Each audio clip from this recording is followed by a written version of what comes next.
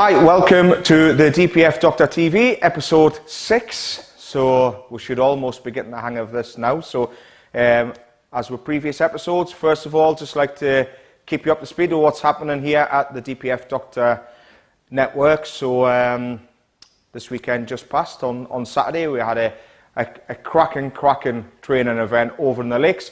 I would go as far as saying probably one of the best events we've had. Location was fantastic. Our new guys over there at AMS Athersmith Motor Services really looked after us. We got well fed, nice accommodation, stuff like that. Cracking location.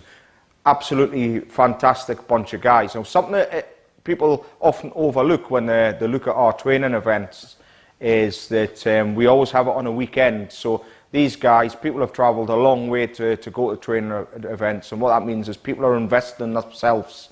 You know, their own personal development is important to be as good as what they can be at the job. So training events are a huge part of what we do, and that weekend was absolutely fantastic. It was the first time we've done it this way, where we had a double header with myself delivering DPF training, and followed by Steve Scott from Simply Diagnostics, who the name says it all, simplifies complicated faults, and he's got a fantastic approach to diagnostic fault finding. So people should look him up. Does ride-along training, come out to you and run training events. Ride-along training, pretty much hands-on. You go to work with a guy and learn a lot of his tricks of the trade. And he's got some real clever methods that simplify the complicated faults that you come across. So blew me away. So fantastic. I learned a lot this weekend. And the good news is that our next training event, which is going to be in the south, we're going to be down in Gloucester on the 29th of September, and we'll be doing another double header with myself and Steve. So anyone that sort of comes on board with us in the meantime, especially guys from the south of the country, they can tag on to that training event. Training is always free for members of our network. That's where it is a network. You know, I run my own workshop. All of our guys are independent, but they are all accredited agents of the DPF Doctor Network, which means they have to meet our standards, they have to have great customer service and a willingness to learn and always improve. So we adopt that approach in my own workshop. Obviously, you know, we were the founder members of the DPF Doctor, so everybody has to have the same approach. So give up their own time, dedicate it to learning. We have a bit of fun at the same time, you know, so cracking weekend there. This week, something we're going to cover, question that gets asked quite a lot. Now, behind me on our banner here, we have the DPF warning symbol. So a lot of people panic when this come on, and see, we always try and give customers good advice. So I wanted to cover this one because although we've covered it previously, I did have a customer come in a few days ago.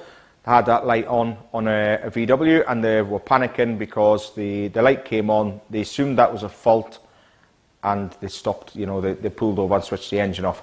What that actually done was it stopped the vehicle from completing a regeneration. So the light, and in fact, it actually came on just to prompt the driver to continue driving. If most people, if you read in your owner's handbook, it will tell you if that symbol comes on that you should continue to drive.